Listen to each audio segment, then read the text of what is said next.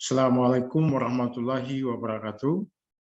Bapak Ibu yang kami hormati, izinkanlah kami menyampaikan presentasi hasil program pengabdian masyarakat kerjasama Fakultas Hukum UMY dengan pemerintah Desa Pangungharjo yang dilaksanakan pada Selasa 22 Maret 2022 dengan topik Desa Sadar Hukum, penguatan advokasi akses to justice bagi masyarakat tidak mampu untuk memperoleh bantuan hukum cuma-cuma sesuai dengan Undang-Undang Nomor 16 2011 di Desa Pangungharjo, Sewan Bantul.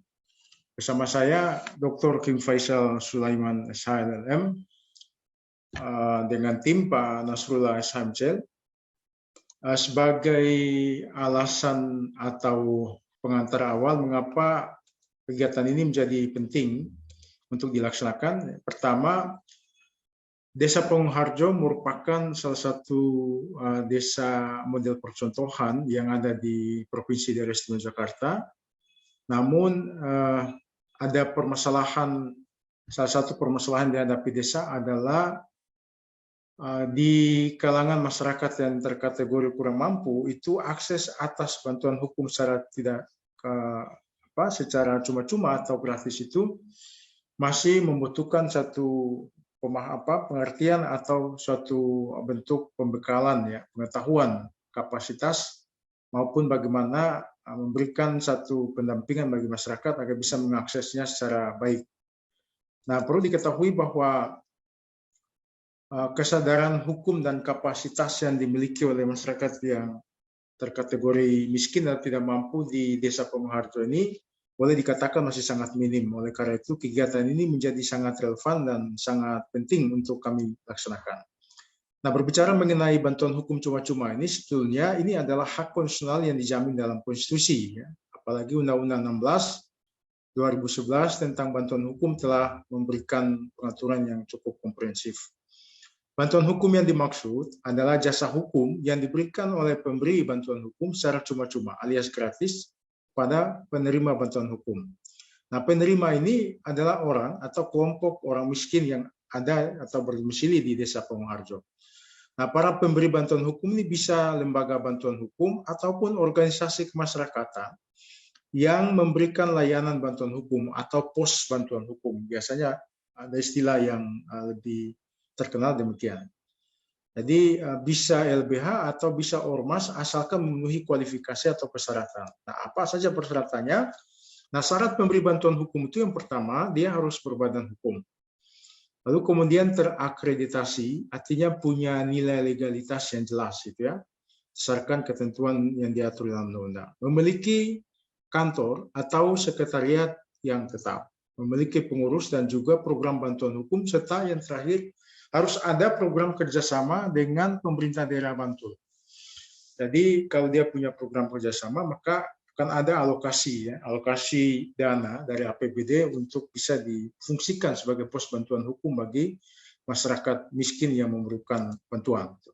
Nah, pemohon adalah kelompok atau orang atau kuasa yang tidak termasuk ya dalam pemberi bantuan hukum atau keluarganya yang mengajukan permohonan bantuan hukum pada LBH atau ormas yang dituju. Ini berdasarkan ketentuan dalam Undang-Undang 16 maupun dalam aturan pelaksananya PP 42 dan juga dalam Perda Kabupaten Bantul juga mengatur sebetulnya tentang penyelenggaraan bantuan hukum Yunto Peraturan Bupati soal juknisnya. Nah, ada sejumlah hak pemberi bantuan hukum yang sudah diatur juga ya. Misalnya dia harus memberikan pelayanan hukum apabila dia setuju ya, asalkan syarat-syaratnya sudah terpenuhi oleh pengaju atau pengajuan permohonan yang diajukan oleh masyarakat yang katakanlah tidak mampu tadi. Lalu kemudian bantuan hukum dimaksud itu bisa konsultasi hukum, bisa penyuluhan, bahkan pendampingan proses hukum, perkara hukum, sengketa hukum yang dialami oleh masyarakat tidak mampu, sampai dengan selesai. Artinya proses itu bisa sampai ke pengadilan hingga ke upaya-upaya hukum sampai ke tingkat Mahkamah Agung. Nah, bisa juga proses penyelesaian perkara itu di luar pengadilan, yang disebut dengan non-litigasi.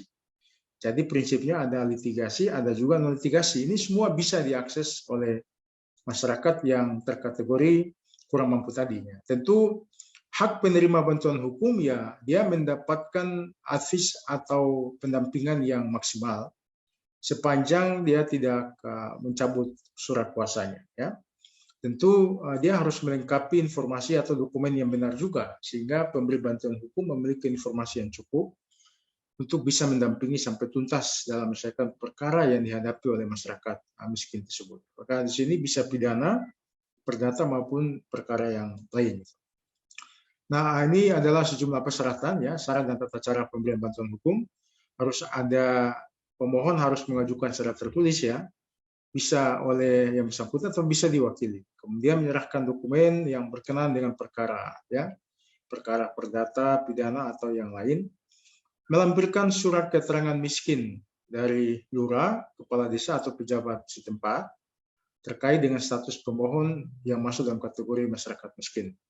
Nah, apabila surat keterangan itu tidak bisa didapatkan, dia bisa ganti, ya, dengan bentuk identitas yang lain, ya. Misalnya jaminan kesehatan, kartu jaminan kesehatan masyarakat, bantuan langsung tunai, atau kartu beras miskin.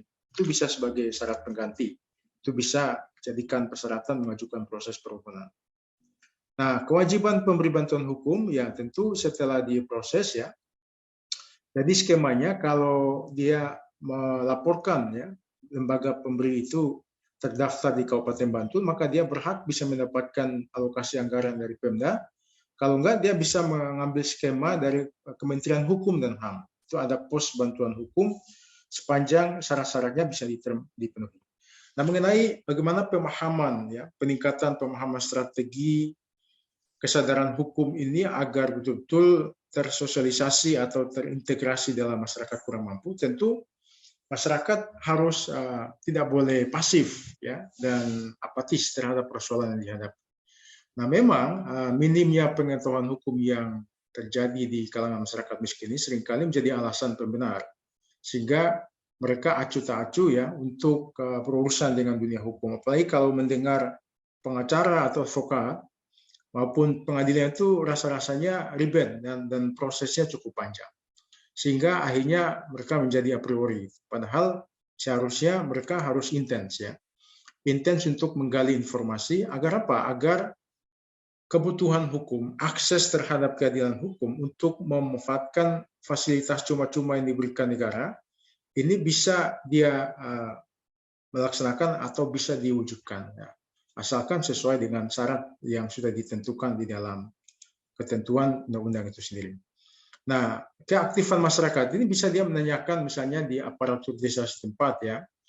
Nah, aparat memberikan informasi yang jelas, ya, apa saja hak dan kewajiban warga tidak mampu untuk mengakses bantuan hukum gratis, ya. Syarat apa yang harus dipenuhi dan bagaimana mekanismenya, cara yang harus mereka tempuhi, gitu, ya.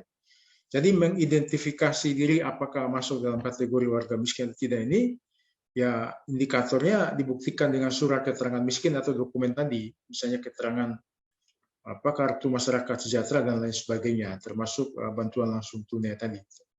Nah, tentu kebutuhan hukumnya itu juga diidentifikasi, ya. Jadi bisa opsinya non litigasi atau litigasi, tergantung dari kesepakatan pemberi dan penerima bantuan hukum untuk menyelesaikannya secara komprehensif.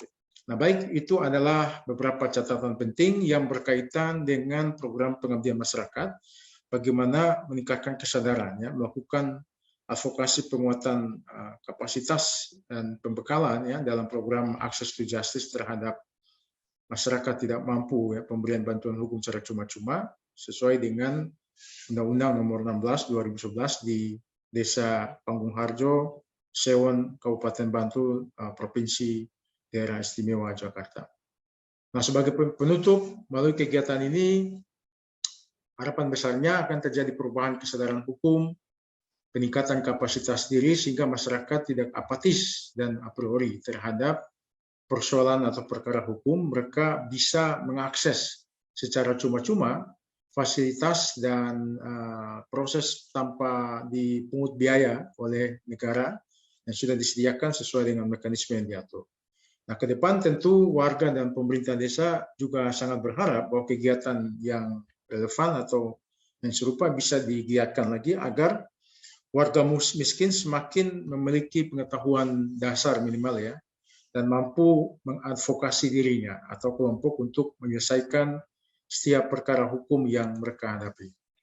Nah, sebagai ucapan terima kasih, kami menyampaikan apresiasi kepada Lembaga Pengabdian Masyarakat UMY yang telah menandai pelaksanaan kegiatan ini, Kepala Desa beserta aparatur Desa Panggung Harjo, dan teristimewa seluruh warga partisipan Desa Panggung Harjo yang telah mengikuti kegiatan ini, dan semua pihak yang terlibat dalam pengabdian. Semoga bermanfaat bagi kita semua, bagi masyarakat Desa Panggung Harjo, dan untuk bangsa dan negara.